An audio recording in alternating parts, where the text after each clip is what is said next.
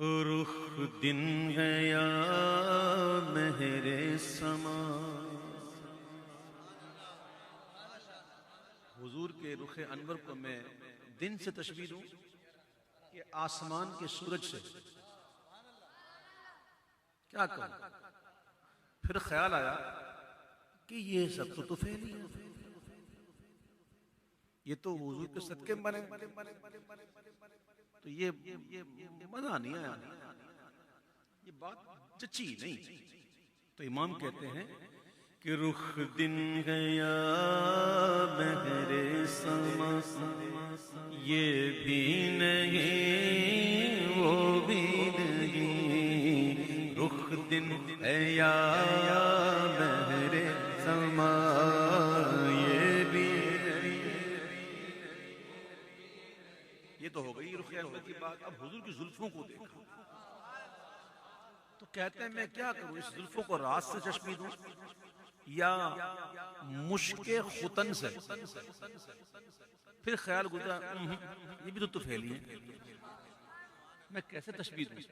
تو امام کہتے ہیں شب زلف یا مشک خطا، یہ بھی نہیں وہ بھی نہیں.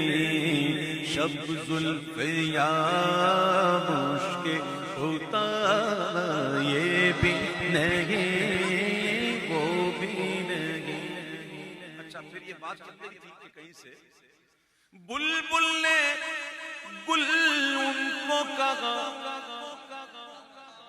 بھئی بلبل کی معراج ہے گل، وہ جہاں پھول کو دیکھتا ہے وہ اپنی معراج کو پہنچتا ہے اور پھر وہاں سے وہ کوکتا. اس طرح قمری چمن میں سب سے اونچا سیدھے درخت کا انتخاب کرتا ہے، اپنی معراج پر پہنچ کر کوکتا.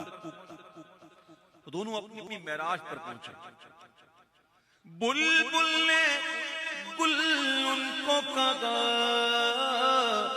تو قمری نے سر جا فضا. اور جہاں عقل جواب دے دینا، جہاں عقل عاجز آ جائے، پھر وہاں سے شروع ہوتی ہے حیرت. سمجھ میں آئی بات؟ جہاں عقل عاجز آ جائے وہاں سے شروع ہوتی ہے حیرت. اب یہ کہہ رہا ہے گل، یہ کہتا ہے قمری سر جاں فضا. تو حیرت نے جھنجھلا کر کہا چپ کرو، یہ بھی نہیں وہ بھی نہیں. حیرت نے جھنجھلا، میں اپنے الفاظ میں کہوں، اپنے الفاظ، کیا باتیں کر رہے ہو، کیا ہو گیا تمہیں، چپ کرو. یہ بھی نہیں وہ حیرت میں جھنجھلا کر کہا یہ بھی نہیں ممکن میں یہ قدرت کا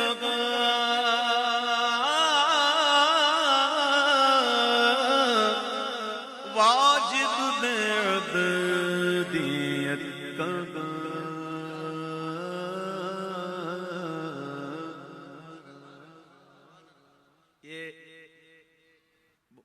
تو بڑا گہرا شعر، بہت ہی مختصر بات کرتا ہوں کہ اللہ تعالیٰ کی ذات جو ہے نا یہ واجب الوجود ہے، اور حضور پاک صلی اللہ علیہ وسلم کی ذات ممکن الوجود ہے. ایک بحث ہے، ابھی یہاں چھڑنے سے بھی نہیں ہے، نہ مجھے اتنا آتا ہے، ٹھیک ہے. تو آپ یہ سمجھیں، میرے آقا کی شان کو دیکھیں، چاند کو اشارہ کریں تو ٹکڑے ہو جائے، درخت کو بلائیں تو جڑے اکھاڑتا ہوا آ جائے،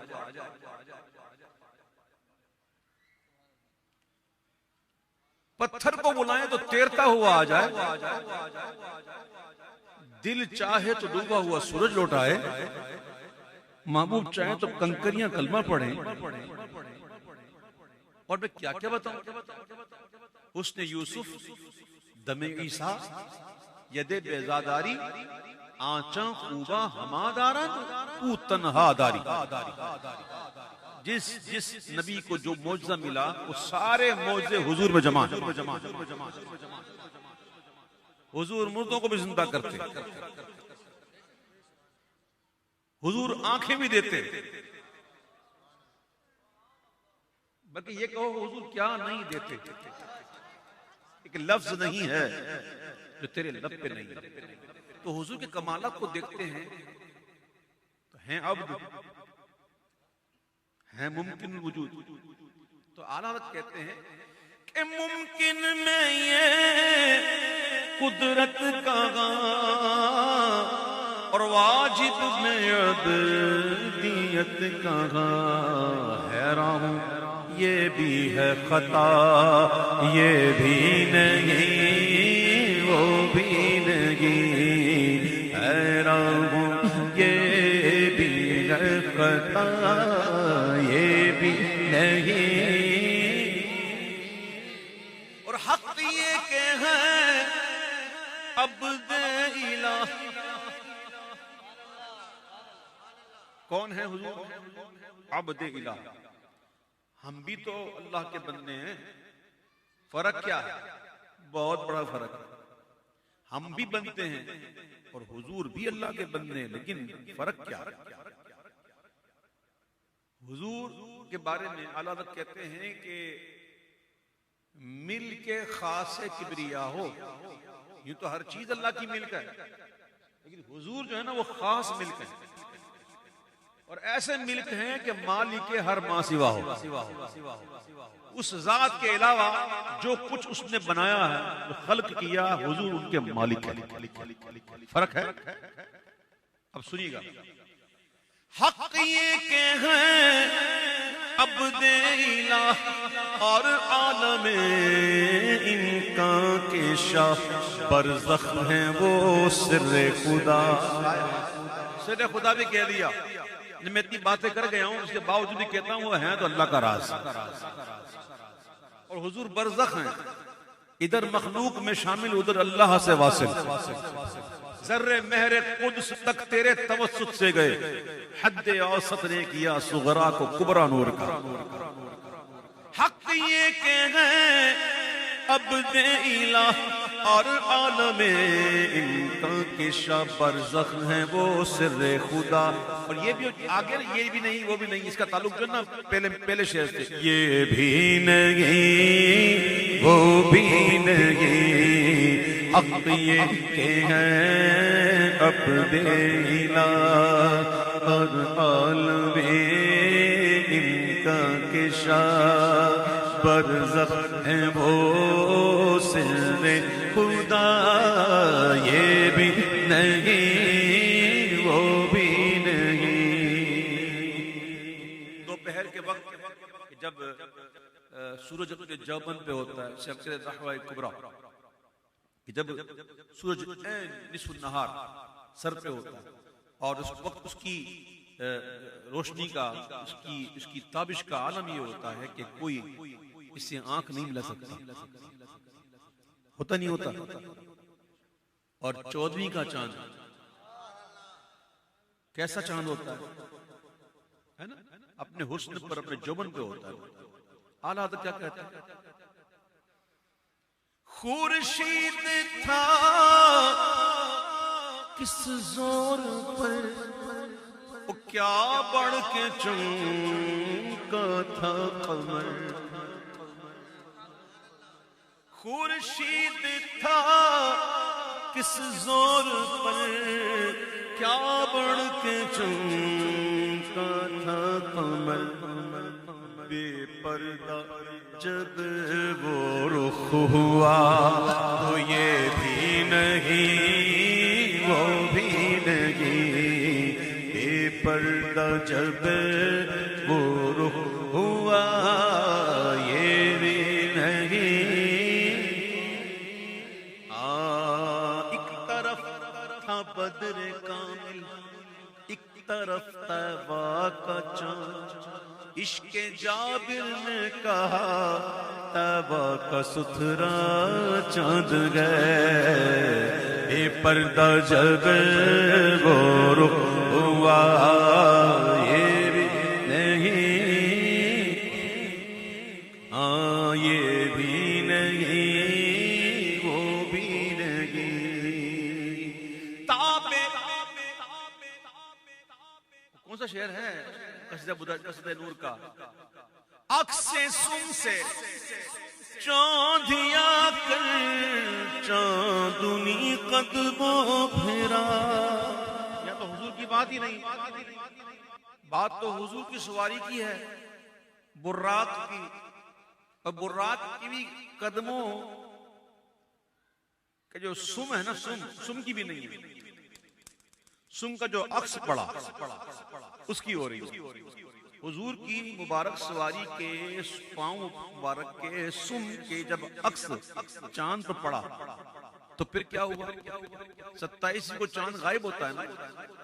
امام کہتے ہیں بات یہ ہے کہ عکس سم سے چاندیا چاندنی قدموں پھرا، اور ہنس کے بجلی نے کہا دیکھا چھلاوا نور کا بے پردہ جب وہ رخ ہوا یہ بھی نہیں.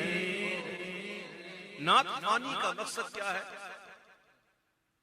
نعت خوانی کا مقصد نعت خوانوں کے لیے یہ نہیں کہ اپنی آواز کا جادو جگائے، اور آپ کا مقصد یہ نہیں کہ آ کے سنیں جھومیں اور سبحان اللہ کہتے رہیں. یہ بھی ہوتا ہے اور ہونا چاہیے، سبحان اللہ کہنا چاہیے، لیکن مقصد یہ نہیں ہے. نعت خوانی کا مقصد یہ ہوتا ہے کہ حضور کے عشق کو بڑھائیں.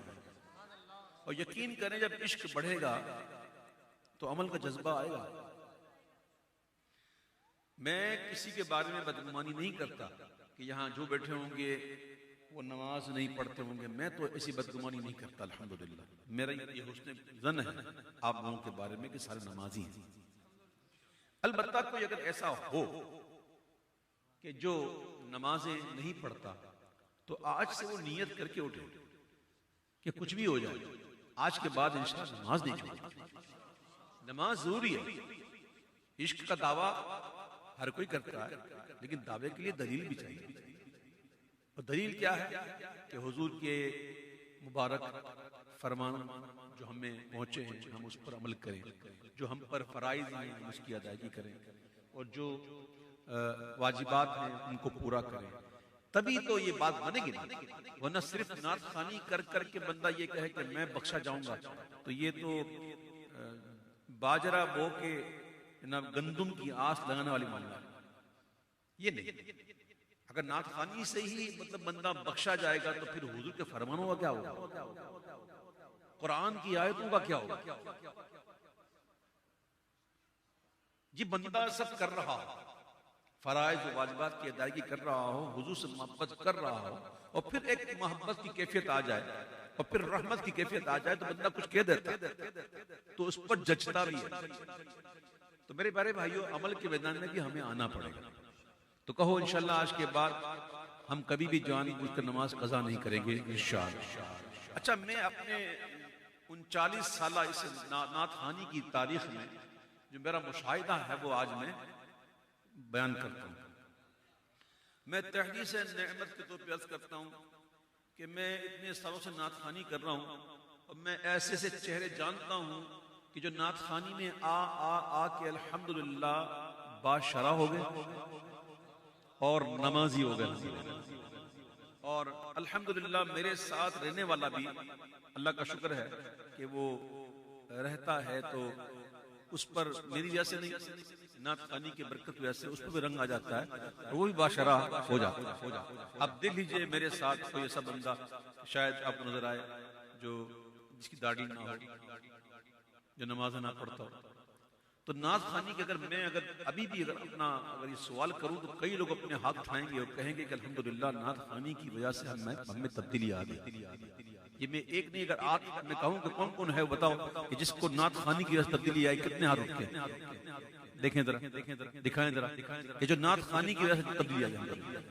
تو یہ حضور کا ذکر ہے، اس سے تبدیلی آتی ہے. حضور آج بھی اللہ کی عطا سے اپنے غلاموں کی تربیت کرتے ہیں. صحیح ہے؟ تو نعت خوانی ایک بہت اچھا فعل ہے اگر شریعت کے دائرے میں رہتے ہوئے ہو تو تمام نعت خوانوں سے تو بالخصوص کہ وہ بھی اپنے آپ کو ظاہری طور پر تو کم از کم اس لائق کریں کہ لوگ کہیں تو یار کہیں کہ واقعی یہ حضور کا ثنا ہے. اللہ تعالیٰ میری اور آپ کی بے حساب بخشش فرمائے. اللہ ہمارے عیوب کی پردہ پوشی فرمائے. تو نعت خوانی میں آتے رہیے اور حضور کا ذکر سنا کیجیے، اس سے بڑی برکتیں حاصل ہوتی ہیں الحمدللہ۔ اب سنیے اعلیٰ حضرت کا شعر تھا، گناہگار ہوں، ضیاءکار ہوں، بدکار ہوں، لیکن اعلیٰ حضرت کی کیفیت ہے نا، ایک رحمت کی کیفیت بھی تو ہوتی ہے نا، ایک خوف کی کیفیت ہے، ایک رحمت کی کیفیت ہے۔ یہ ایمان جو ہے نا ان دونوں کے بیچ میں ہے، ان دونوں کے بیچ میں رہنا، خوف میں بھی اور رحمت میں بھی، ایک طرف نہیں آنا، صرف خوف کا شکار نہیں ہونا، صرف رحمت کے پیچھے مت بھاگنا، دونوں کے بیچ میں، یہ ہے ایمان۔ کیا ہے ایمان؟ ان دونوں کے بیچ میں خوف اور رحمت کی۔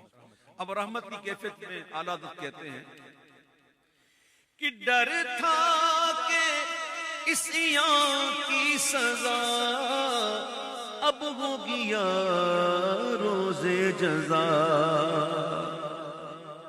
کہنے والے کون ہیں پتہ نا؟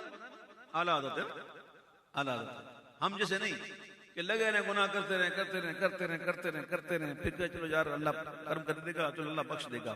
اور دیکھو تو لکھنے والا جو ہے وہ ہے کون، کہ جس نے کتنے کتنے لاکھوں اربوں کی زندگیاں بدل دی، وہ کہہ رہے ہیں کہ ڈر تھا کہ اس عیاں کی سزا اب ہوگی یا روز جزا، تو دی ان کی رحمت نے صدا، یہ بھی نہیں وہ بھی نہیں، دی ان کی رحمت نے صدا، یہ بھی نہیں وہ بھی نہیں، یہ بھی نہیں۔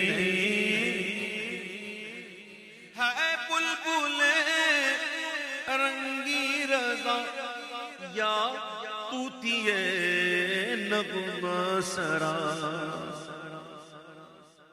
ہے بلبل رنگی رضا یا طوطی نغمہ سرا، حق یہ کہ واصف ہے تیرا، یہ بھی نہیں وہ بھی نہیں، حق یہ کہ واصف ہے تیرا، یہ بھی نہیں وہ بھی نہیں، یہ بھی نہیں وہ بھی نہیں۔